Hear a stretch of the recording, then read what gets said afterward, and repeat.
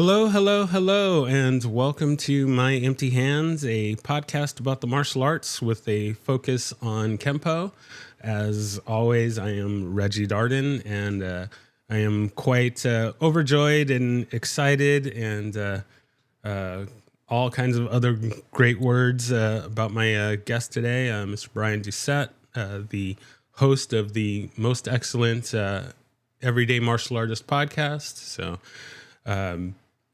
if you listen to one martial arts podcast this year, listen to his. If you listen to two, then throw mine in there as well. But yeah, I'm really excited.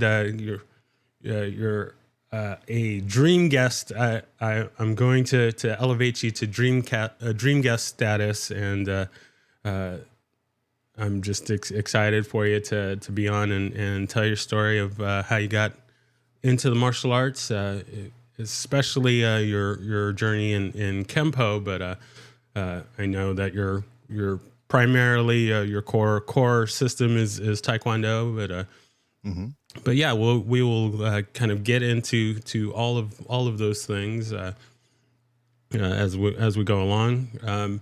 I usually kind of give my background, but we're here for you, so I'm not going to spend a lot of time on that. I'll just say that at this point I have advanced ranks in Kempo and in Capoeira. I've also done some Taekwondo and some Hapkido. I've actually gotten back into Hapkido.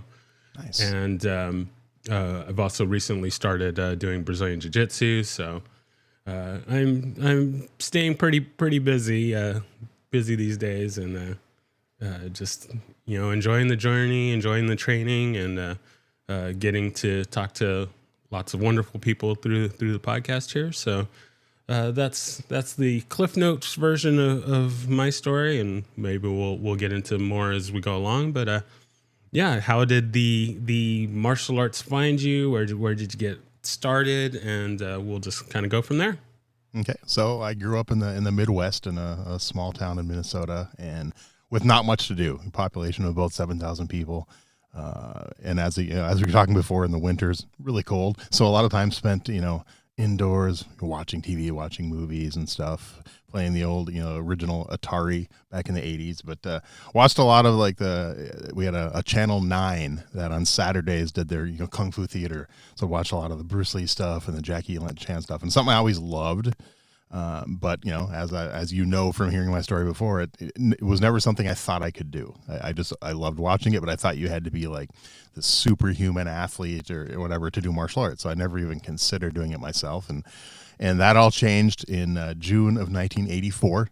There were, like I said, movies were a big part of it. I lived 6 blocks from the local movie theater. So even, back then in the early 80s, 6, 7 years old, 8 years old, 9 years old, 10 years old, parents would let me and friends walk to the movies alone and go see movies. So, I mean, I remember I actually remember this kind of, nothing to do with martial arts, but this was a single screen movie theater. So when it was a big movie, it was packed. And I can't remember how many people it held. They've since remodeled it. Now it's like 3 screens. But I remember going to like the premiere of Annie when it came out and Raiders of the Lost Ark. And I remember both of those movies. I was standing by the front door of the theater, about 10 feet away from the front door, but I was at the end of the line. It went around the whole city block to go see those movies. So like movies were a big deal. And we used to love going to, opening night was and still I love going to movies opening night. But in June of 84, this new movie that we've been hearing about came out called The Karate Kid. And, any martial arts movie, if it was one my parents would let me go to, I'd go see it. And back then, a lot of them, you couldn't. A lot of them were, Chuck Norris, a lot of them were rated R and stuff, and I couldn't see them in theaters. But this one was geared towards kids. It was called The Karate Kid. So me and a couple friends went to it and just blown away by the movie. And as we were walking out of the theater, our local Tung Sudo school, which is about a block from the movie theater, was actually in a dance school above our police station. They were standing in the lobby handing out free passes. This little yellow card said, 30 free days of karate lessons. They still, back then with the marketing, they called everything karate because no one knew what Tung Sudo was. No one knew what Taekwondo was. It was karate, of course. And once you got into it, you learned what it was. But yeah, that's kind of how it started. Yeah, I think it was the opening night was on a Friday, and my first Tung Sudo class was on a Monday night. And I remember walking the 5 blocks to the karate school in June of '84, and of course, we didn't have uniforms at first because we were brand new. They just said on the card, it said wear loose clothing. So I think I remember exactly. I wore camouflage sweatpants and like a camouflage t-shirt. And the instructor, for all the time I was there, his nickname for me was Camo. That was how I was known in class. Like, Camo, come over here. So that was kind of how I was known. But that's how it all started. My first instructor was Mr. Bill Nelson, who's now Master Bill Nelson, and his assistant was Mr. Tim Broda. But Bill was actually one of the first guests on my podcast as my first instructor. We're still friends, over 40 years later. Obviously, I didn't stick with the style as long as I wanted to. My parents back then couldn't afford it, and before I got a paper out and stuff, and of course, over the next few years, it was just watching movies. By then it was martial arts magazines. I discovered I started buying every magazine I could, not just Black Belt, Inside Kung Fu and a martial artist magazine, all these ones, and going to the library and just getting a ton of books and reading different martial arts books, reading about Bruce Lee and Chuck Norris. And then of course the 80s was huge for martial arts movies. After the Karate Kid kind of started that, then you started seeing Steven Seagal pop out and Jean-Claude Van Damme. And, of course, me and my friends went to every one of those movies, and I started getting books and magazines and researching all of those martial artists, too. So that's kind of how my journey started back in 1984. I only stayed in it. It was under a year. I think I got my first belt, which I believe was yellow belt, if I'm not mistaken, back then. But I still have my original white belt with a couple stripes on it. I don't know what happened to the yellow belt, but I do still have that original white belt from back then. Yeah, very nice. I like grew up watching we had the black belt theater, kung fu theater, and I was just enamored by the Shaw Brothers movies and. Yes. 36 Chambers, that was definitely one of my jams, and just couldn't wait to get involved with it.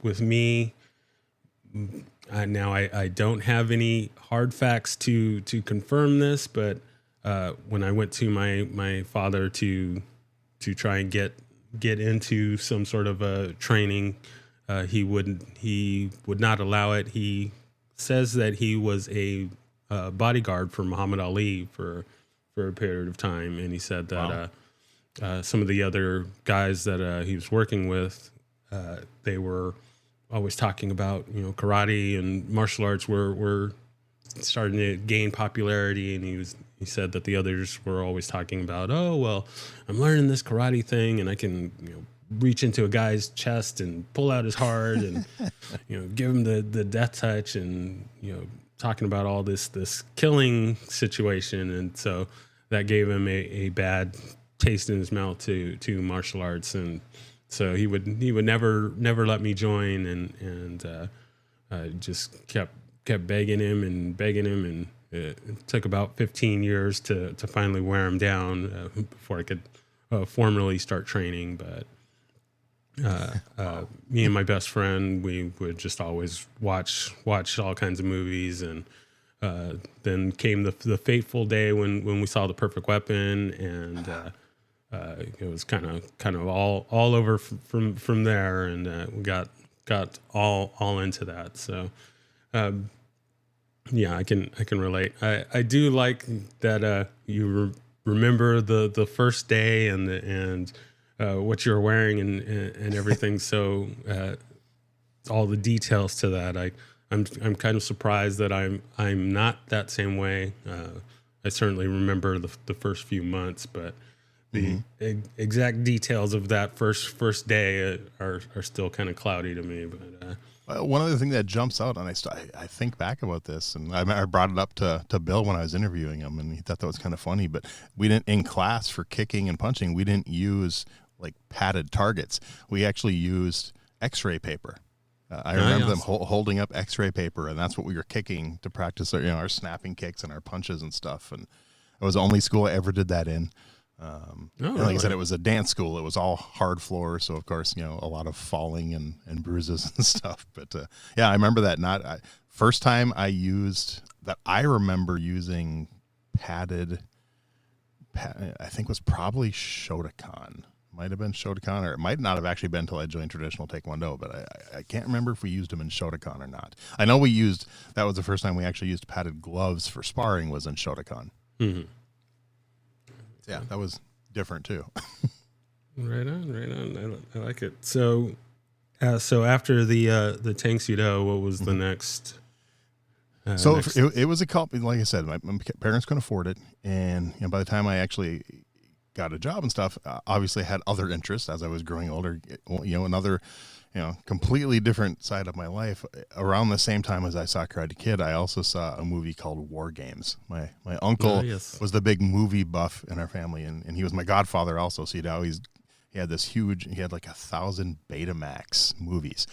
And he'd always invite me over, and we watched movies on weekends. And he was the one who showed me War Games. And of course, my eyes lit up. I'm like, oh, I need to get a computer. And of course, so that was another part of my life that was really important. I fell in love with technology, and I remember, getting a job, a paper route, and saving up and getting my first Commodore 64 computer back in the early 80s, nice. mid 80s. And so, it was, I don't remember specific. I think I can't remember if the school.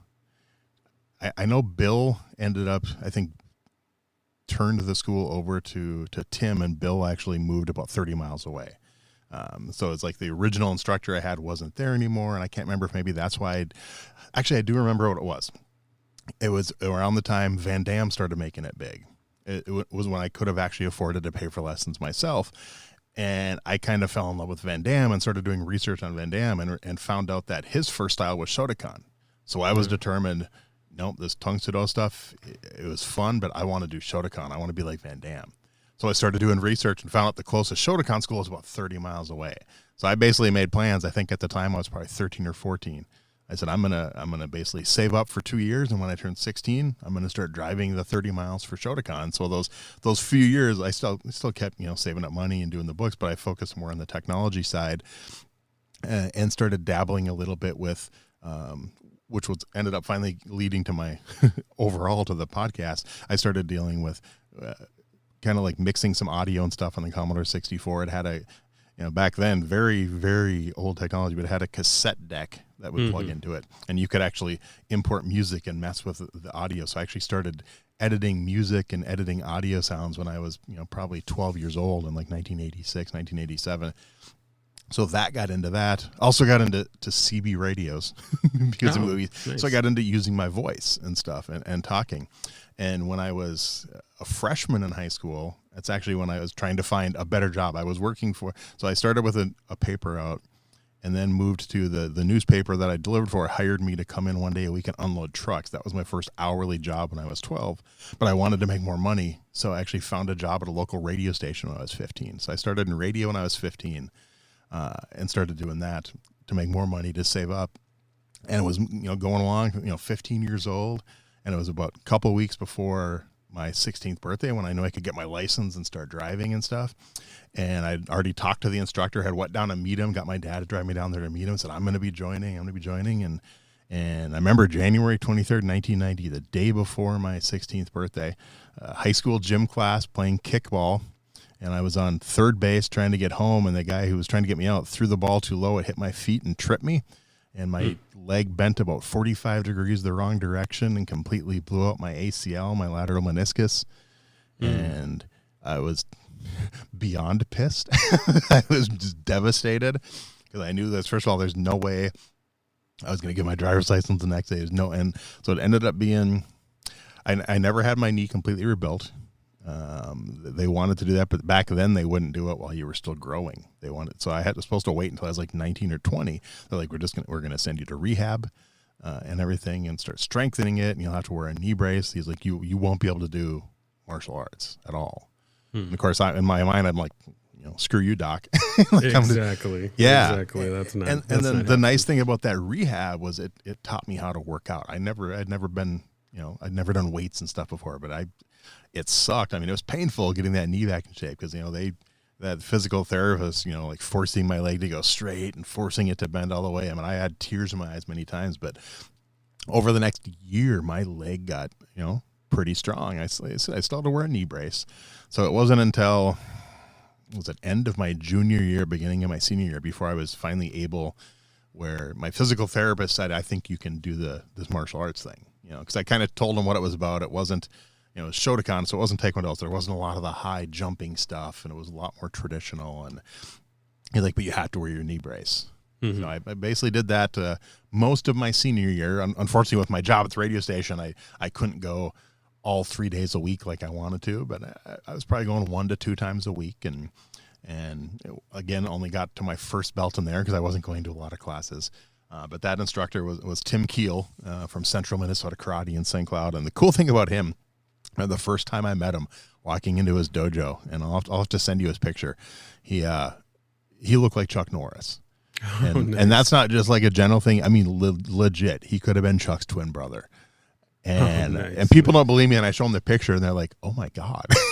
And he even got mistaken for Chuck. He told his class the story one time. He was down visiting his brother in like New Orleans or something like that, and I guess there was this big parade going on, and Chuck Norris was actually in town. He was going to be like the MC of the parade, and my friend was walking outside of his brother's house, and this car pulled over, and this guy ran out and ran up to him, and he started, "Oh, sir, I'm so happy you're here, and I'm excited to work with you at the parade tomorrow," and blah blah blah blah blah. And my instructor's just like, "What the hell's going on?" And the guy got back in his car and left, and his brother was just laughing. He's like, what was that? He goes, "That's the mayor. He thought you were Chuck Norris." so yeah, that was. But so it was always kind of cool. I'd show a lot of times. I just show people my instructors in picture and be like, "Yeah, here's my instructor." They're like, "You train with Chuck Norris?" I'm like, "No, I train with Tim."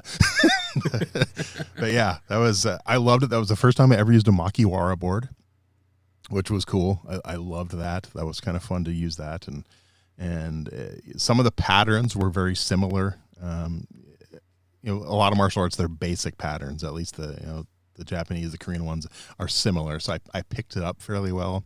And the cool thing about that is I remember back the sparring gloves that we used were not the big padded ones like you have today. They were like almost like the white foam, like shin instep pads a lot of styles use. It was basically that. So it was just that thin layer of foam just covering your knuckles, and that was it. So it was, for a 17, 18-year-old, it was semi-hard contact sparring, which I enjoyed. And at one point I considered staying in that area just so I could keep training in Shotokan, but I also decided that I wanted to get out of my hometown. I didn't want to be stuck in that small of a town.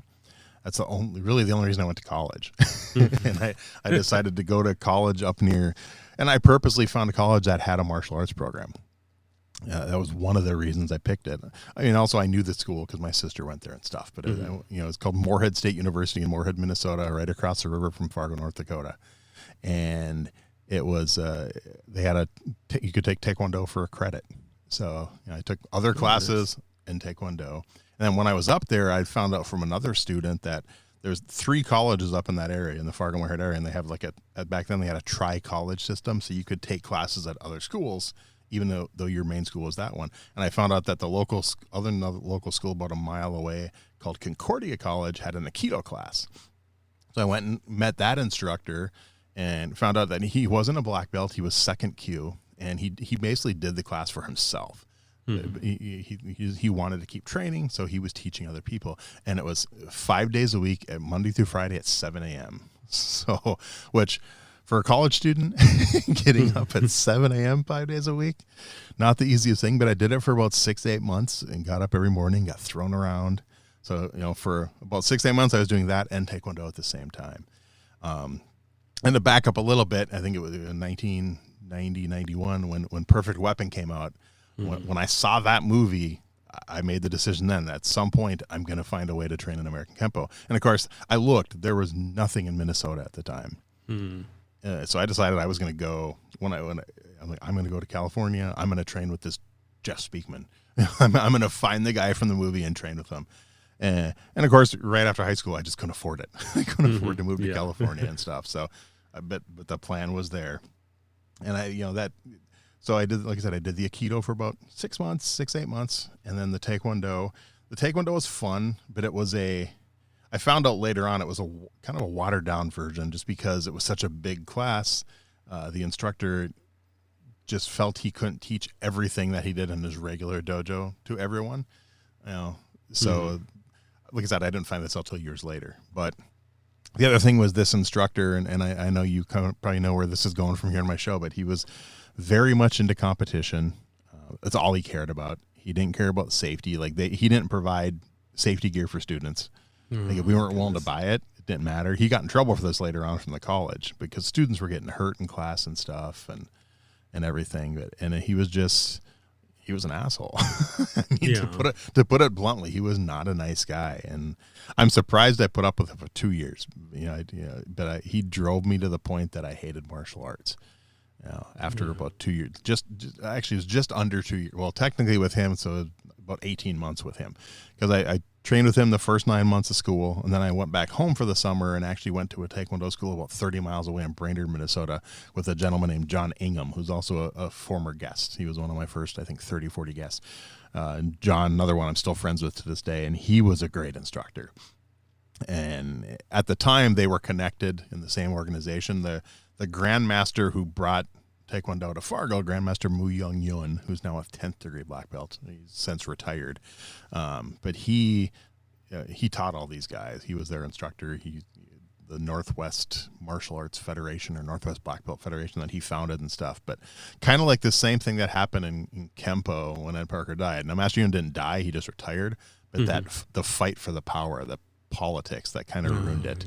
It tore that. It tore it apart in the arts. Yeah, it's crazy. Exactly. It completely tore it apart. And because like the current instructor I'm with now, when Master Yun retired, he left my instructor his school, and he left my former instructor, my John Kreese guy. He left him as the head of the organization, and that guy threw a fit and basically, how can I be the head of the organization and not run the main school of the organization? And my instructor he's like, I don't care. You can have it, and I'll just go off on my own, and pretty much left the organization.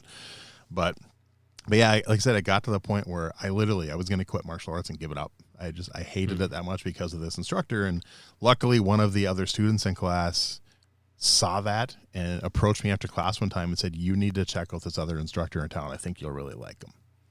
And I tracked him down. I'd met him at one demonstration one time, but didn't realize he was local. I saw him do a demonstration. He did this amazing break at this demonstration. When Grandmaster Yun retired, all his masters did, and he did a triple front kick, double punch break, all in one jump. So 5 boards, 1 jump, broke all 5, and it was amazing.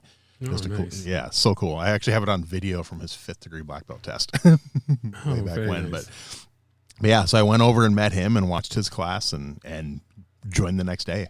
The bad part was that I was taking the other Taekwondo class as a credit, so I couldn't just stop, or I would have lost a credit and would affect my grades and stuff. So I didn't tell him I was switching. I kept going to both. No. So I just kind of quit caring at the one through the college. So, this was in like March of 94. So basically when it came time to test for my next belt in college, I had already got the belt with my other instructor. And I just pretty much, it was like two or three classes before the semester ended, and he found out, and he tried failing me.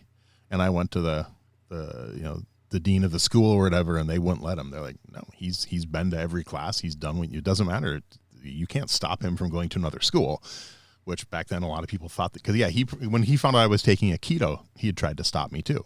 He basically forbid me from training. So yeah, that was my instructor, Jim Grimstead. I met in March of 94, and I've, off and on through injuries and family stuff, I've been training with him for over 30 years now. So he's my traditional Taekwondo instructor and super good friend. And yeah, like I said, I've dabbled in many other styles since then, but he was my core one. And like you mentioned, the Kempo thing in California, that was a hard decision, because by then I had been with him 2 years, and it was hard to decide to leave, because I had planned on staying in California when I moved.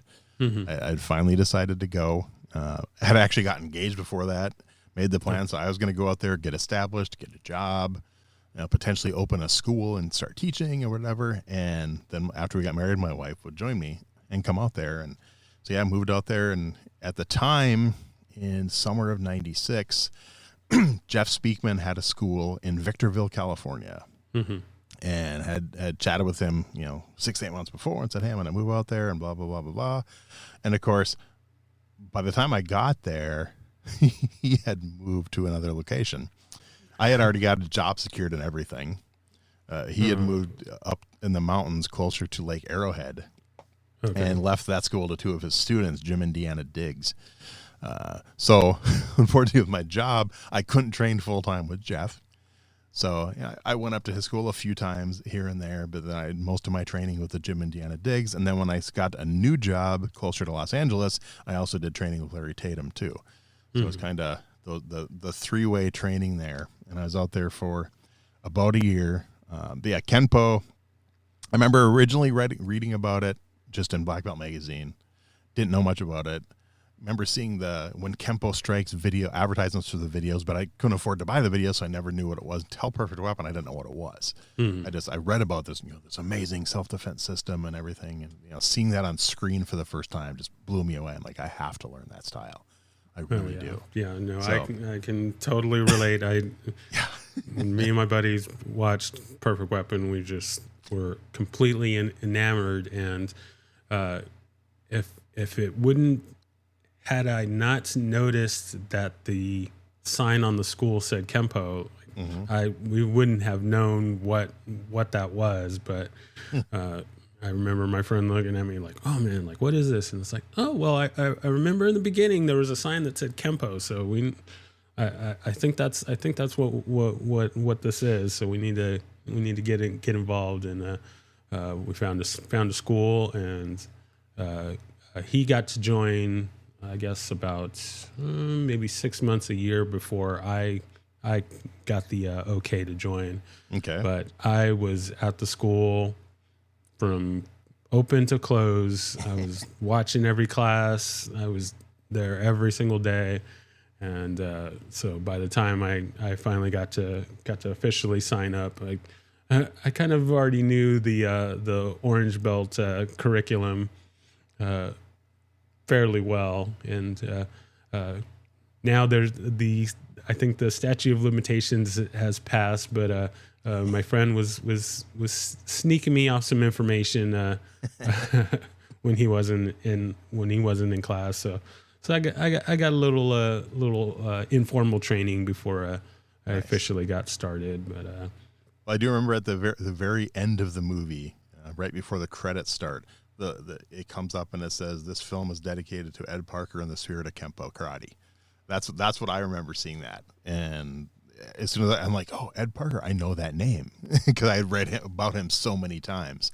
So yeah, then that's when I made the connection that it was the same thing. Because in the movie, it wasn't American Kenpo. It was Kenpo. They kind of leaned into more of the traditional side of Kenpo, instead of straight out saying it was American Kenpo. I should have asked Jeff that when I interviewed him. I never thought about asking him why that was, why it didn't say American Kenpo in the movie. But I'll have to maybe message him later and ask him. I'm kind of curious about that. But yeah, kind of my little, I don't know, I guess insight to that. So in the school that I started at, we followed, and it was essentially under the Tracy's lineage. Okay. However, we didn't describe it as that. We didn't call it Tracy's karate. We just called it Kenpo. Okay. But kind of, I guess, funny is that so my instructor's instructor is a man by the name of Dick Willett. And he trained under the Tracys, and he got his black belt under the Tracys. But in that particular lineage, we actually called it American Kenpo.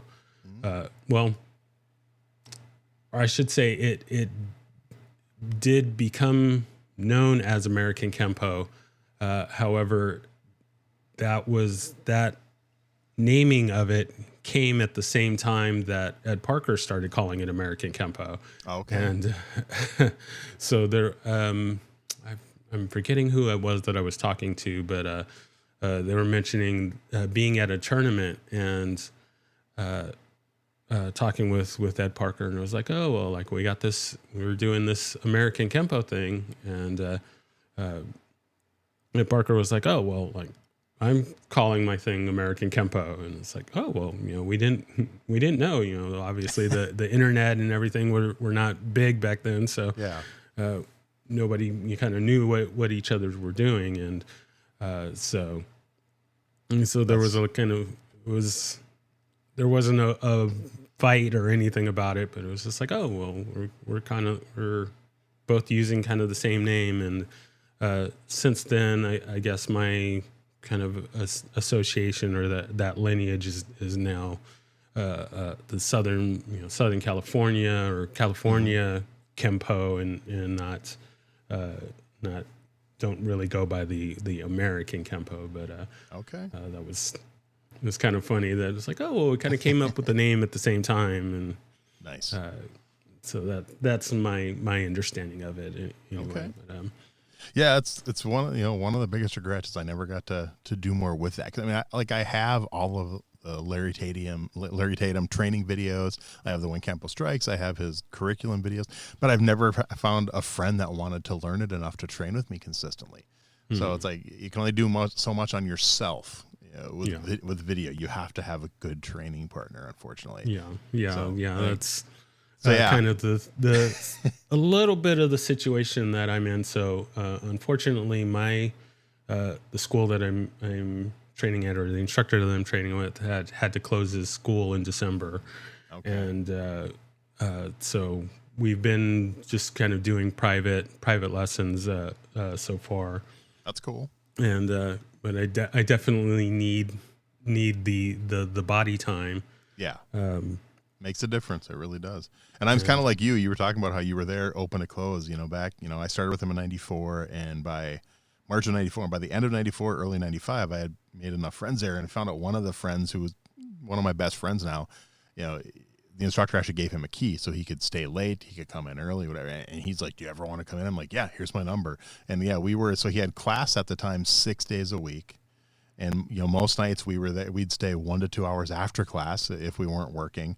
And then, we had a Saturday class in the morning, plus we had a Saturday open gym. And then we'd stay another 4 or 5 hours after, plus we'd go in on.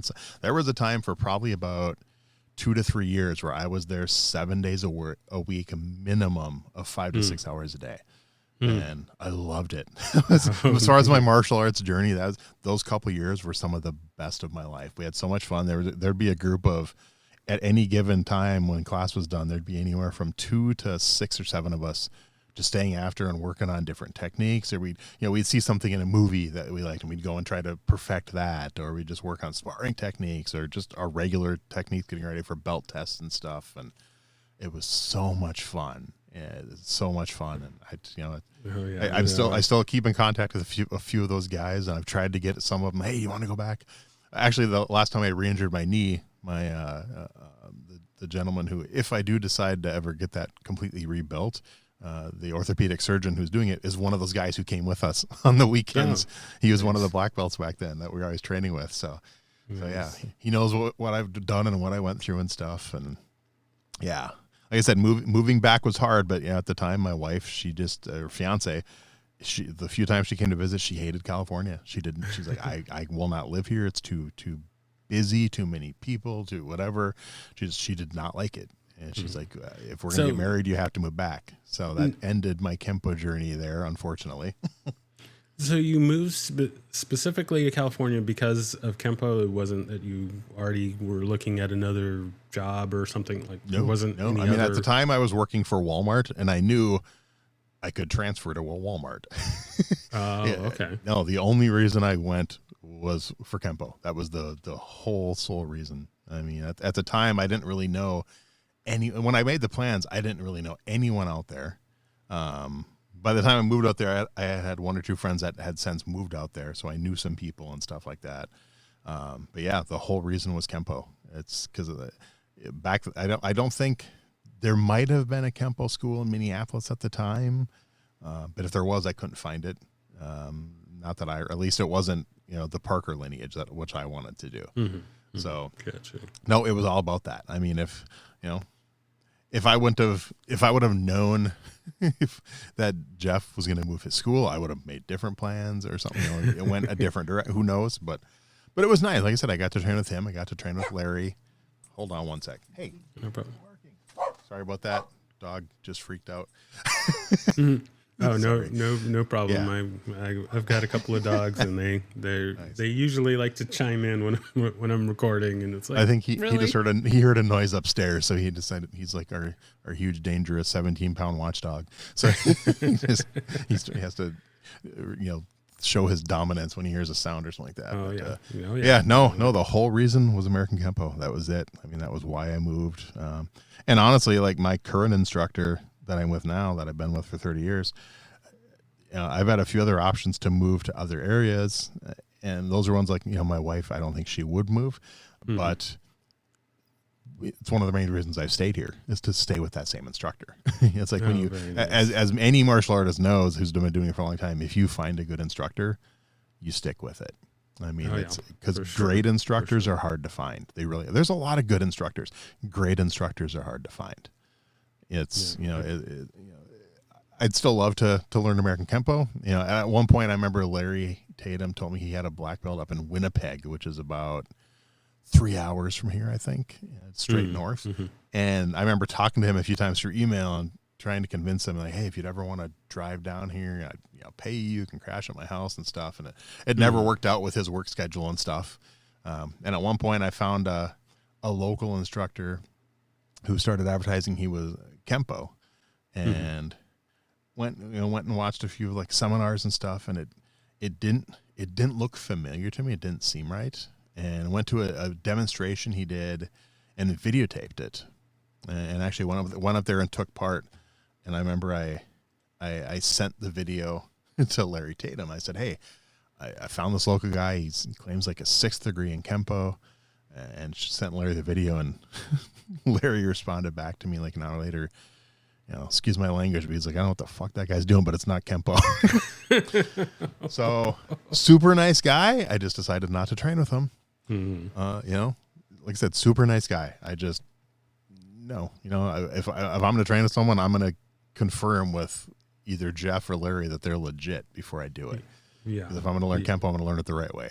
So yeah, no, I can definitely relate to that. So my current instructor, he actually got his 3rd and 4th from Larry Tatum. Nice. Before I started training with him, I was actually checking out some of the other Kempo. There are a few Kempo schools in this area, and I'm not going to name names on the air, but one of the schools that I did go to, it was unbelievable what I was seeing. The instructor himself had some talent, but the things that I was seeing going on with their students was just appalling. I mean, yeah. One of the students, they were all getting ready to test for upper belts. Most black belt, in the black belt level, and one of the students spent the whole time fighting with tying their belt properly. Oh wow! It was for students that were getting ready to test. I was just seeing a whole lot of things that I just couldn't believe, especially for upper level belts. Yeah, and so I decided, this is not the school for me. So I'm glad that I found my current instructor, and it was quite a blow when he had to close his doors, and I was investigating some of the other schools, but kind of like in your situation, the other schools are a little bit too much of a trek for me, as far as going in a more than once a week. I need to get at least 2-3 times a week, and that's the journey is a little bit too far to do that. So I'm lucky within the Fargo, Moorhead, and surrounding area I live in. There's probably 30 plus martial arts schools. So that's the one nice thing too about living here. Other than the brutal winters that suck, but I've been able to at least sample so many other styles. That we have locally and over the years. I mean, some aren't open anymore, and some still are. But we've had MMA, boxing. We've had kung fu. We've had there was a Shaolin Kempo instructor, Shotokan, Taekwondo. Actually, surprising, no tongue sudo school up here. It's kind of really surprising. That's one of the few that has, but Hapkido, Aikido, and many different styles, which has been kind of fun to sample those, and a lot of them that are open minded that will invite them in and do trainings with them and stuff and things like that. So that bit, like I said, I always kind of stuck with my core instructor since then. After I moved back here and stuff, and stuck with him and started training with him full time again. But I've always been one of the open minded people to always look at other styles and welcome. Like my instructor's one where if a new school, if he hears a new instructor's coming to town and looking for a place, that's when the Hapkido school first came to town. He was looking for a place to open a school. So my instructor reached out and said, hey, I'll sublet you, 2 nights a week if you want to teach. And that's how our local Hapkido school started. Now they're off on their own. He now sublets our local judo club 3 nights a week. They've been with him for over a decade now in that place and things like that. So he's a very open-minded instructor. He encourages, open-mindedness and other styles. And we were one of the first martial arts schools in the area back in the 90s to start doing grappling and ground fighting. Right around the time the UFC came out, when no one else was doing that and people weren't doing the cross training and stuff. We've been, we started doing that in 94, 95. So yeah, I'm very lucky. Great instructor to have and be with. And yeah, I've never gone since then full bore into another style. It's always been more dabbling, and stuff. And, a few weeks here, a weekend seminar there, some private stuff with friends who do the training. A lot of the friends who still do Hapkido. I'm really good friends with the Hapkido instructor before he moved away. He was another one of my guests. Did some training with him and stuff, and the judo school, the Aikido school, the jiu-jitsu school. So it's a lot of them, like I said, a lot of them are very cool, very open-minded. I was really good friends with a local boxing instructor, and we did some training for 6 months in boxing, and I taught him how to kick. He taught me, boxing punches. I'd done boxing a little bit when I was a kid, but not that much. So it's kind of fun. This was, if you're a boxing fan, this guy was, had some pretty well-known students, and had a Virgil Hill. He was one of Virgil Hill's original trainers. So nice. I got to train with one of Virgil Hill's trainers for 6 months, which was kind of cool. So very nice. So yeah. And then also when I moved back from California, the other thing that I got back into, because I hadn't done it in about 3 years, was radio. When I got done with college, I couldn't find a radio job. But when I got back from California, that was the first thing I found. And around 90, so this is about 97, so around 98, I had actually pitched the idea of a martial arts talk show to the radio station. And I'm like, hey, this is pretty popular, this UFC thing kind of getting big and everything, and there's a lot of local instructors, and I do it myself, and they won't let me do it. They didn't think it would work, and every station I worked at after that, between 97 and probably 2011, every station I worked at, I pitched the idea of a martial arts talk show, and none of them thought it would work.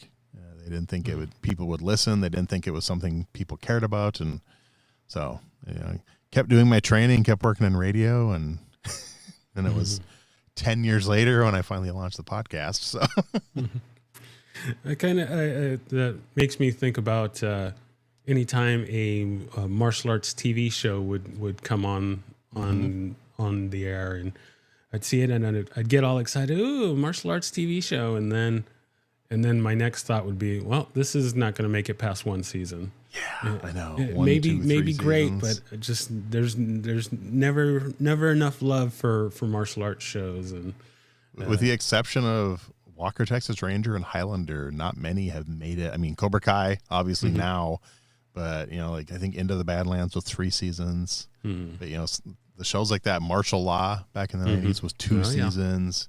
I think Street Justice did 1 or 2 seasons. I mean, most of them were 3 seasons or less. And some of those were really good. I mean, some of them you go back and watch them now, like The Master.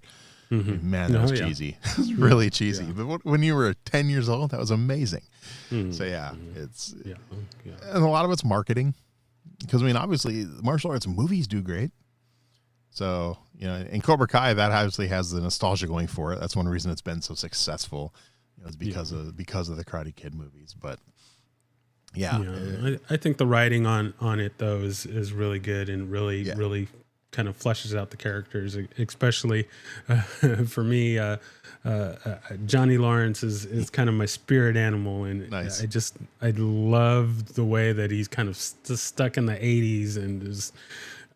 I just laugh so hard when he's just kind of stuck in this old ways loop or something. Yeah. Yeah. Oh yeah, William Zabka's a phenomenal actor. This is definitely one of his best characters. I mean, it's for sure, so good. Sure. Yeah, I'm loving it. I mean, I didn't think I would. I watched it thinking I wouldn't. I'd quit after 1 episode, and next thing you know, I watched every episode in like 4 hours or whatever. Whenever that first season came out, so I was hooked pretty quick on. But yeah. I actually just finished rewatching it. The whole thing. A few weeks ago, I had somebody that was on the show as an extra a few weeks back, and so nice. I was like, oh well, I need to make sure that I rewatch that, and then also had a chance to have Daryl Vidal on, so that was nice as well. So yeah, Daryl's cool. Yep. Yeah, I've been lucky. I've had 5 or 6 people connected to the Karate Kid universe now. 3 of them that have been on Cobra Kai. So fun to talk to and reminisce and stuff. And definitely a good time to be a host of a martial arts podcast. That's for sure. Oh yeah, no, that's definitely one of the things that I've been surprised about doing this show. When I started, I figured, okay, well, I'm going to get some. Of course, I'm going to try and get my teachers on, and I'll get some, non-notable people, and maybe I'll get lucky and somebody, big time will be on, and eventually I'll get some more big name guests. But when I put it out there that I was going to start doing this, some of the first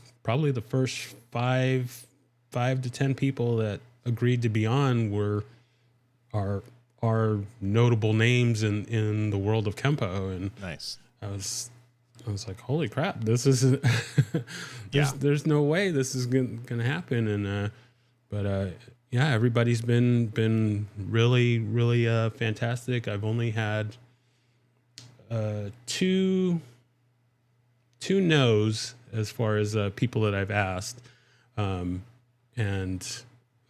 one of them was very, very nice. They were just okay. I'm just not interested in doing it. No, nothing.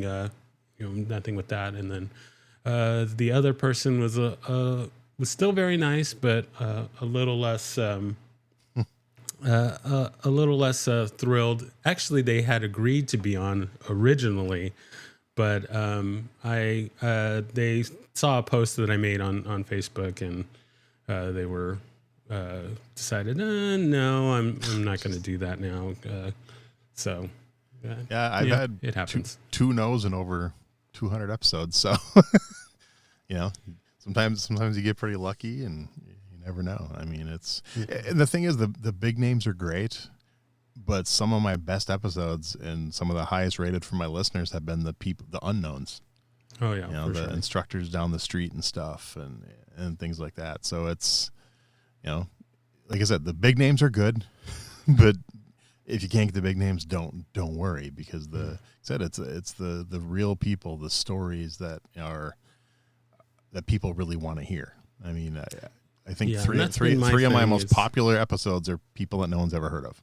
So yeah, that's my big thing, is I love to hear the stories. I mean, it was great to get to interview Jeff Speakman and Lee Wedlake, and I've got some other people that are on the list that have agreed to be on. We just got to get some schedule in there.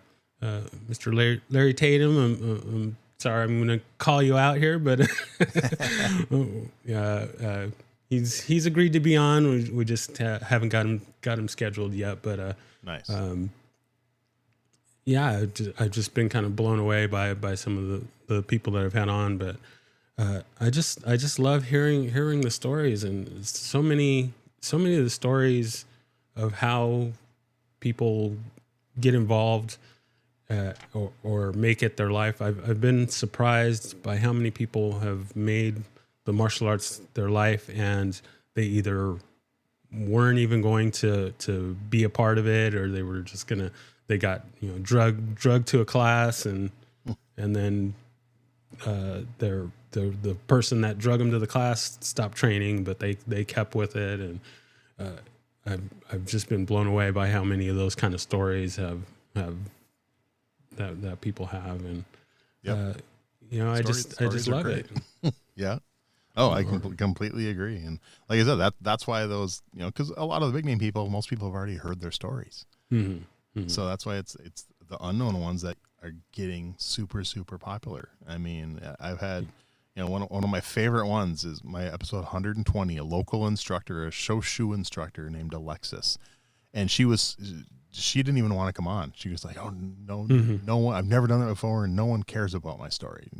And she was so fun to talk to. I had so many compliments. Like, I just loved her personality and such a cool story, and people just loved her. Mm-hmm. And when I told her that, her face just lit up. So she was so happy, and it was like, yeah, it was such a fun episode. And I've had so many of those, like that. Where it's like, why would anyone care about me? And I just had another person I reached out to, and he's like, I don't have an interesting story. No one's going to care. And I'm trying to convince them, like, hey, listen to these 5 episodes. You've never heard of these people, but listen to their stories. I trust me. Just let's give it a shot. So yeah. No, I agree. I love the feedback, and I've just been surprised, and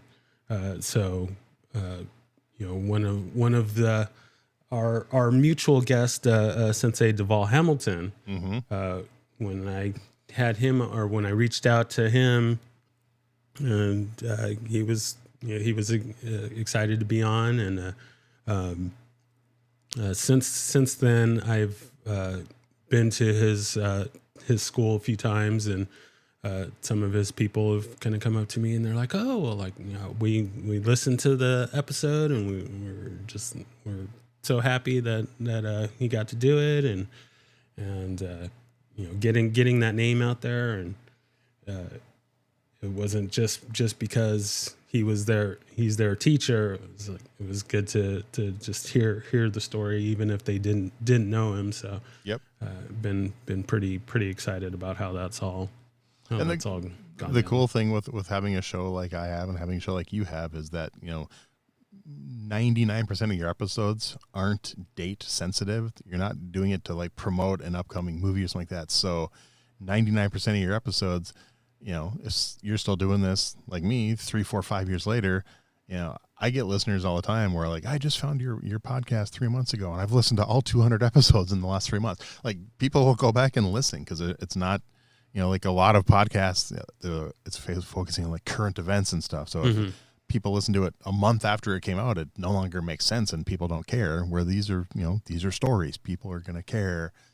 And the other thing, like I've mentioned with a few of my guests, is I've had 3 guests now that I've had pass away, and for at least one of those, I was their last interview before they passed away. And it's like, some of these people, their stories need to be told. These people who have maybe they've never written a book, or they've never done an in-depth interview, or only interviews on paper. They've never been recorded and stuff. So it's like having these out there and archived for future generations, hopefully, to find 20 years from now and be like, oh, this was my grandmaster, and oh wow, we just found an interview from him from 2024. I mean, how cool is that? So it's definitely important to what we're doing, and so hopefully, that's why I love all martial arts podcasts. I know, and like, if this was radio, we wouldn't be doing this. We'd be competing. We're not going to be interviewing each other and helping each other and stuff. And because it's like, okay, Thursday nights at 4 p.m. on 92.7, both, these, and 98.6, both have a talk show. You have to pick which one you listen to. Whereas it's a podcast. People can listen anytime. We're not doing them live. We're pre-recording them, and people can listen to them later and multiple times. And so it's because when I first started doing this, and I said I was going to reach out to all these other podcasts and help promote each other and stuff, people are like, why would you do that? They're competition. I'm like, how are they competition? Do you only listen to one podcast and no other ones? Yeah, exactly. Yeah, exactly. It's like we're all out here promoting martial arts and different angles and just different and different people. I mean, one of the big reasons why I started this, and you've seen, because the myriad of names I've sent your way, it's like, well, he hasn't gotten to these people yet. I really want to hear him. So I just kind of got it in my head. You know what? I'm just gonna try and start my own thing. And I was pretty nervous because I don't have the velvety voice as you do, and I certainly don't prepare for for the show. One of my guests, after we talked, they kind of gave me some notes about, well, I'm surprised you didn't ask me about this or ask me about that, and I'm kind of saying to myself, well, I didn't know that you did this or that. I guess I should have looked beforehand, but and like I said, part of that's me, working in radio since 1989. I've done thousands of interviews, not just martial arts ones. So it's something I put, as you've heard me say, I 4 or 5 plus hours into each episode between preparing for it and editing it and everything. So it's, I probably maybe over prepared on some of them, but it's good. It's good. But not everyone has to do that either. Not everyone. Also, I mean, I like I said before this, I do professional voiceover. I've had a studio in my house since like had So, I mean, I had all the gear I needed for the most part, and I was, I didn't have to go out and buy any extra stuff and whatnot. So I was at a radio production studio, at a voiceover studio. So this is something it was easy for me to do. A lot of other people had to put a lot more into it to launch a podcast. For me, it was, like I said, I currently actually do 2 podcasts, and like this one, before I launched the show, I had 26 episodes fully recorded, fully produced, ready to go. Before I launched my first one, I had half a year ready to go. My other podcast I do, that's completely different, I had 45 episodes completely done and ready to go before I launched. So it's and like that one right now, I have 10 episodes ahead ready to go. This one I have 5 recorded, not fully produced yet. That's a lot more to go into those. So and I know people that just do a podcast on their phone and nothing else. I know other people who pay to go to a professional studio, which I'm against. I'm like, unless you're making money, don't spend money on every single episode. Me, the only thing that's cost me is time. It's cost me some time and some equipment. It's very easy for those of you that are wanting to start a podcast. Just be careful. It gets very easy to start spending money on stuff that maybe you don't really need. But that's one thing. If anyone seriously wants to look into doing it, reach out to me. I'll give you some pointers and some tips. I've helped about a dozen people launch a podcast.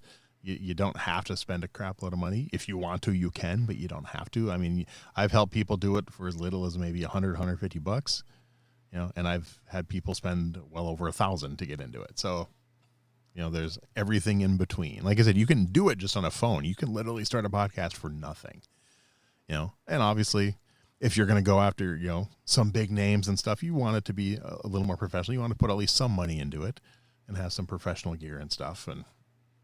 But yeah, it is definitely fun.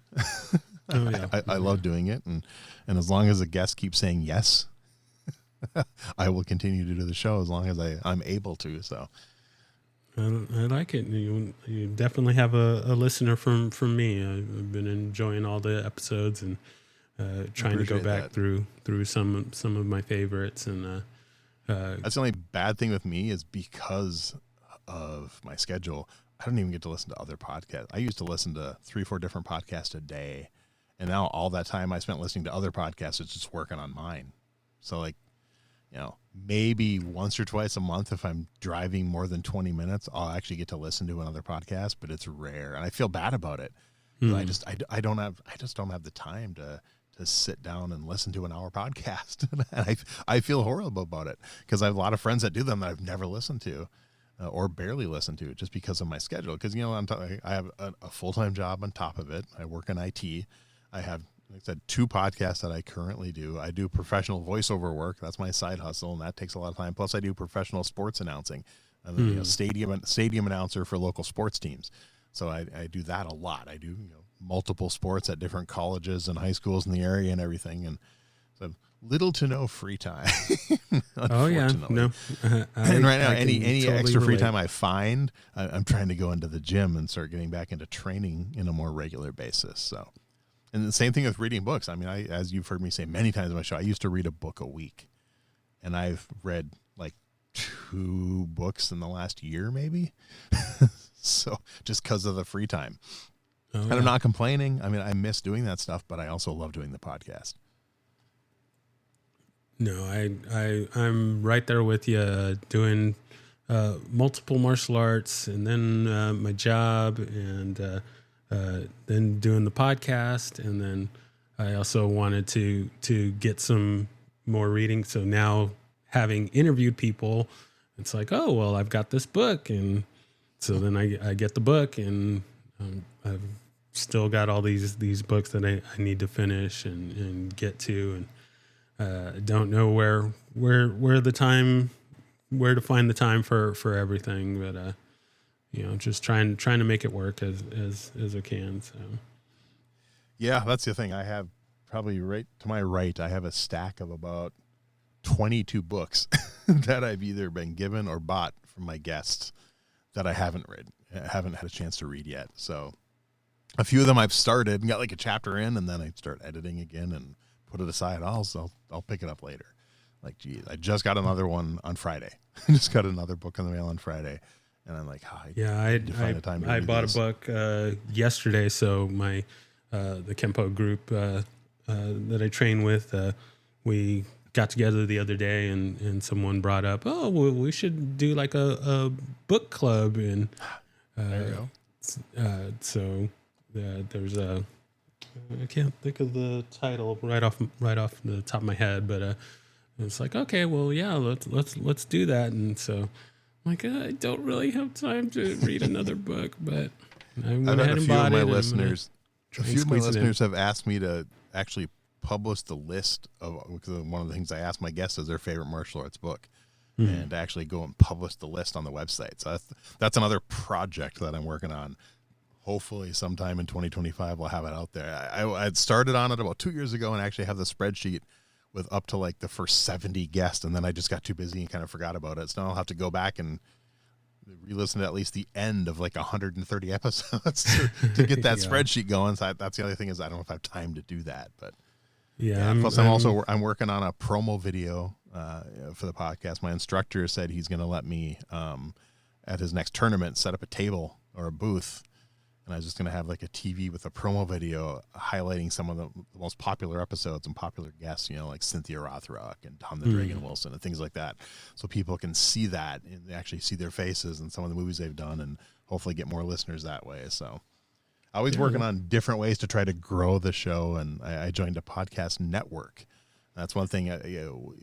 Once your show is a little more established and you have it down to a science and consistent with your episodes, everything, something you might consider doing is joining a podcast network. It's a good way to gain more listeners. Meaning to talk to you about that. I noticed the kind of promo on your last few episodes, and so yeah, we'll definitely have to talk about that. Definitely.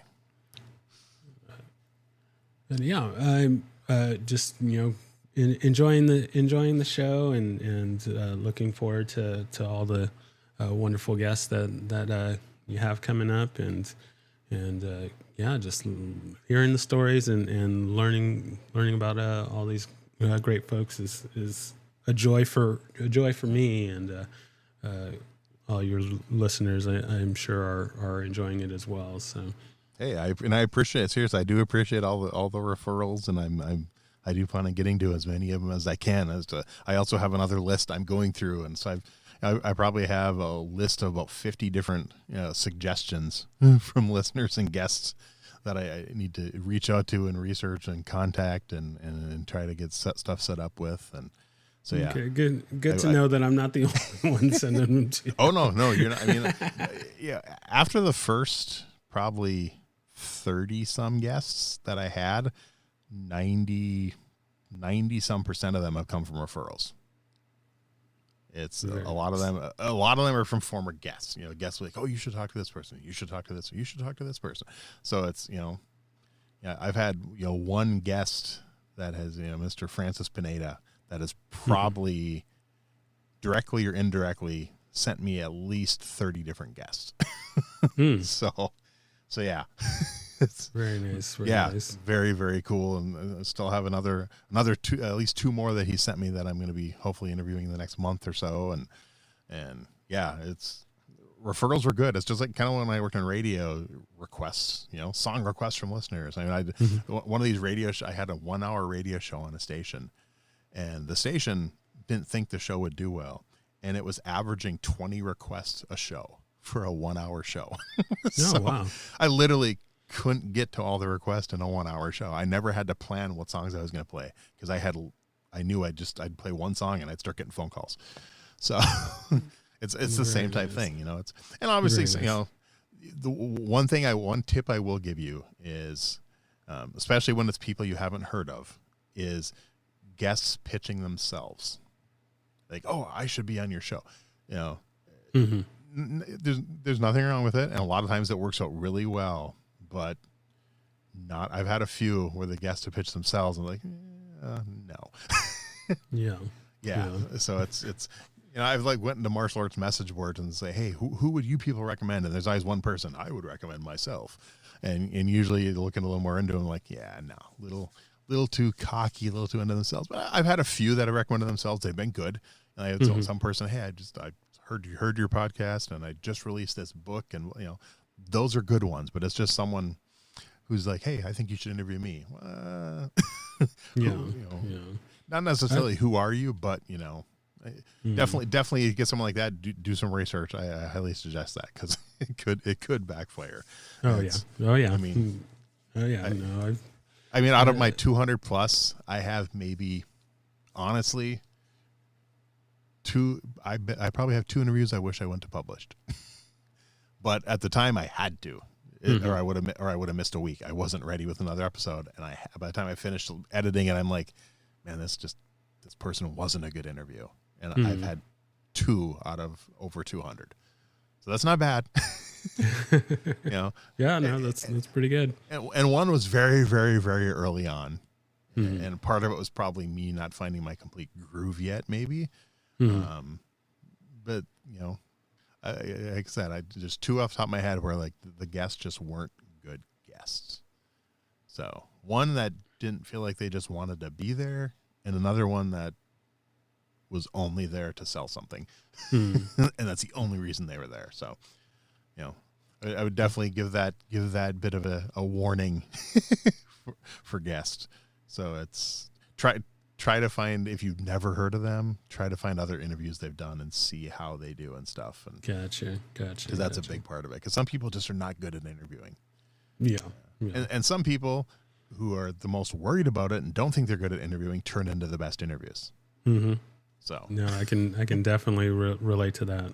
Yeah, it's definitely been some that when we started off, I thought, oh, this is probably not going to work out so well, and then we just hit that right topic or that right spot in their journey, and then things just really picked up from there, and we could have kept going, and I had to use some restraint and be like, okay, no, we got to cut this off here. Or Yep. We're going to be talking for 10 hours. So. Oh yeah, well, I had one that went 2.5 hours. I edited it down to an hour 45. It was a great Nice. interview, but he just loved to talk, and which is fine. That's you want that. You want people who love to talk, but it was like, all right, I think we might need to wrap it up here because this is going to take me 10 hours to edit this dang thing. So, and two other funny ones, two of my favorite guests, Don Wilson and Anthony DeLongish, phenomenal guests. Both of them, they wanted to talk to me before we did the interview. They're like, let's set up a phone call and whatever. And I think Don, we ended up talking for almost 90 minutes. I'm like, you realize, Don, we could have just recorded this whole conversation and been done. He's like, yeah, we probably could have. And Anthony was the same way. I talked to Anthony on the phone, and we talked almost 2 hours. I'm like Yep. you could have literally just recorded these phone calls. And I should have. When they said they wanted to do a phone call, and now anytime anyone asks me that, I'll like, yeah, that's fine, let's do that. And I'll actually just patch into my stuff and record the phone call just in case, because it could end up being the full interview.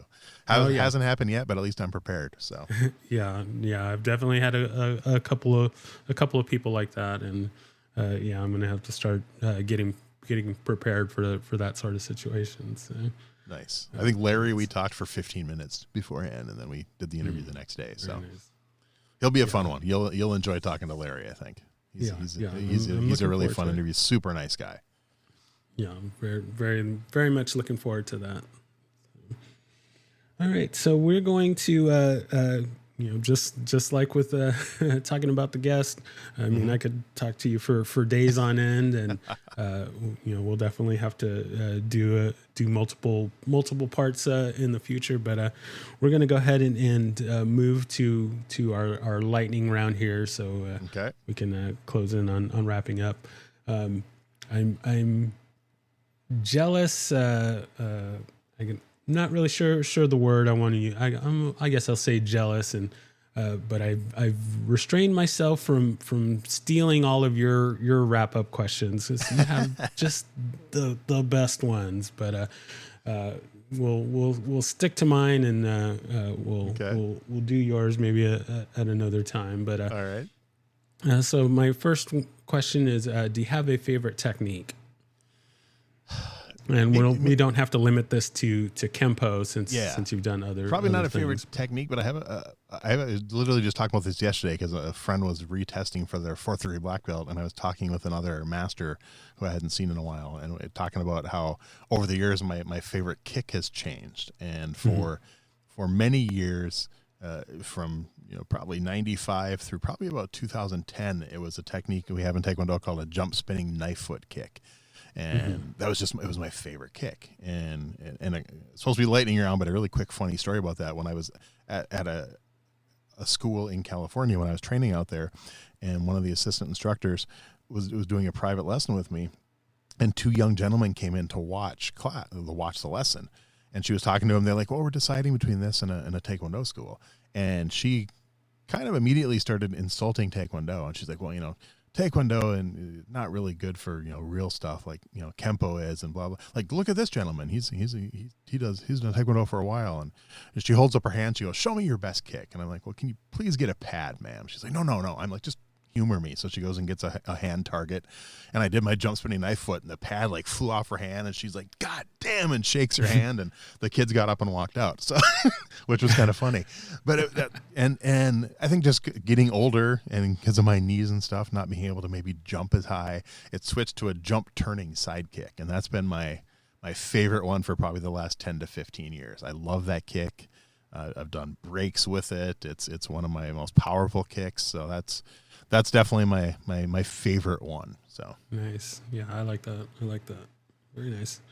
Right. Next question. Do you have a favorite form and or set? Once again, we won't limit this to Kempo. I don't like form. I've never been a pattern fan. It's when I test, it's my least favorite. I mean, as far as to watch, I know it's not an actual form. It's a combination of a couple, but as you know, the opening sequence on The Perfect Weapon with Jeff in the hotel room to the song "The Power" by Snap. I love that. I know it's like a combination of, I think, 2 or 3 different forms in Kempo, if I remember correctly. But yes, that's my favorite one to watch, probably. Beyond that is one of my favorite ones I've ever seen on stage was one of my former guests, Carmichael Simon, was watching him compete when he was like 15 or 16 years old at the Diamond Nationals. And this was right around 93, 94 is when The Crow came out. And he did a form and he came out dressed as the Crow. He had the white face and that wet hair hanging in his eyes and did these flips and everything. And I don't remember what form it was. I know he talked about it on my show, but that was cool to see live. So probably those two are my favorite. Very nice. I like it. I'm pretty sure I know the answer to this one, but I will ask it. Do you have a favorite weapon? Yeah, as I've mentioned many times, Tonfa. And that's another one that's changed. It used to be Nunchuck. Nunchuck used to be my favorite, but I don't know why. I like Tonfa. It's personally because it's actually saved my butt a couple times in real life. So that's a pretty good reason. Yeah. But I still love Nunchuck. I still train with Nunchuck. I still like bow staff. But yeah, Tonfa. Very nice. I like it. All right. If there is anyone that you could train with, living or dead, besides Ed Parker. Who would that be? And we can include people that you've already trained with, or. I mean, obviously, off the top of my head, the first one is Bruce Lee. I mean, just to spend a day. I mean, even in job interviews, I had people. If you could have lunch with someone alive or dead, Bruce Lee, first one I always say. So, just to spend a day training with him would be really, really, really cool. I mean, that'd be fun. Very nice. Very nice. Other than him, the other one is someone I've only trained with once is my instructor's instructor, Grandmaster Muyong Yun. I've had the honor, actually I've trained with him twice, but that was both in a class. So to actually train with him as like a one-on-one thing, back in his prime 20, 30 years ago would have been amazing too. So, but yeah. I like it. That's a good one. So the second part of that question, same thing, but this would be fictional characters. Mr. Miyagi. Hands down. There you go. I like it. I mean, he's on my Mount Rushmore. I tell people he's my first instructor, unofficially.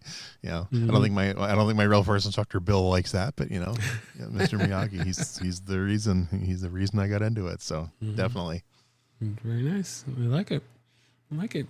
All right. So now we're at the point for shameless self-promotion. So you can plug anything you like or anything else that you wanted to get out there before we close out. You have the floor. And all right.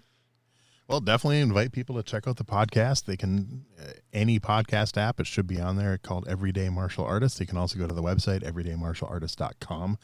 And there's contact info on there. If you want to recommend guests or ask questions, feel free. And the other one I know has nothing to do with martial arts, but I mentioned I have a second podcast. This is completely different part of my life, and anyone out there who maybe is a music fan and enjoys a cappella music, I have a podcast called Uncovered Acapella. Every Wednesday it's a new episode, and it's 3 original a cappella songs from 3 different artists. I've been doing that longer than I've been doing the martial arts one, actually. We'll have to check that out. Is that a completely different part of my life? I got into a cappella music in the early 90s also, and I own over 4,000 a cappella CDs. One thing on that is it's under the name Brian Michaels, because that's the name I used in radio way back when, and so that's how people in the a cappella world knew me. If people listen and like, well, that's not the same guy. No, it is. It's just different part of my life, and that's how that community knows me as Brian Michaels. But yeah, Uncovered, and that's actually uncoveredpod.org, and that one you can't find on as many apps, unfortunately, because of copyright issues. Even though I have permission from every group I play on my show to play their songs, some of the apps like Spotify, doesn't matter, they will not let you play them because they don't realize it. Their AI system thinks that you're playing someone else's music, even though I literally have permission from over 150 groups to play their original songs that they own the rights to. There's no record labels involved. And so, yeah, but if you like that kind of music, it's a short one. It's anywhere from like 8 minutes to 15 minutes every week. So it's other than two episodes I did interviews on, my 100th and my 200th episode. But I'll those are kind of the two things I have going. And like I said, the martial arts one definitely takes up more of the time, and I put a lot more into, but they're both passion projects for me. So excellent. Well, I can't thank you enough for not only being on the show with me, but giving me the inspiration and the helpful tips for starting this show. There's so many things that I took your advice on as far as doing this that have helped tremendously. So I can't thank you enough for being on and for all your help and everybody get out there and listen to his show, and if you're still needing some other stuff to listen to, then you can listen to this show. Well, definitely listen to Reggie's show. Come on. I mean, I'm so proud that you did this, and I appreciate that you reached out to me for help with it, and hopefully I'll be talking to you on your 200th episode, man, in a couple of years. That'd be kind of cool. I mean, definitely keep it up and like I said, the main thing is you got to enjoy it. As long as you're still having fun, keep doing it. Oh yeah, so no, I'm having so much fun. The editing is well, when I do editing, I like to joke that the only thing that hits the cutting room floor are the soles of my feet.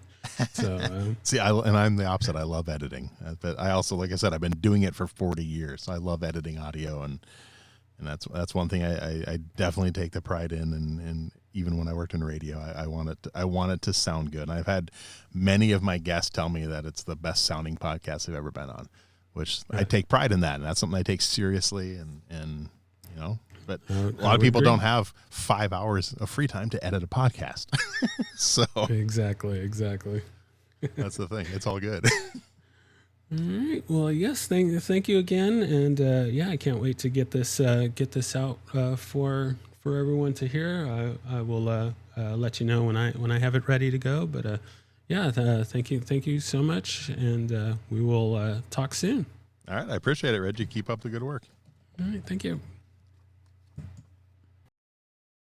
Thank you for listening to My Empty Hands. If you enjoyed the show, please share it with a friend. If you didn't enjoy it, please share it with an enemy. If you'd like to be a guest, or if you would like to recommend a guest for the show, please email me at podcast@talkingkempo.com. Thank you.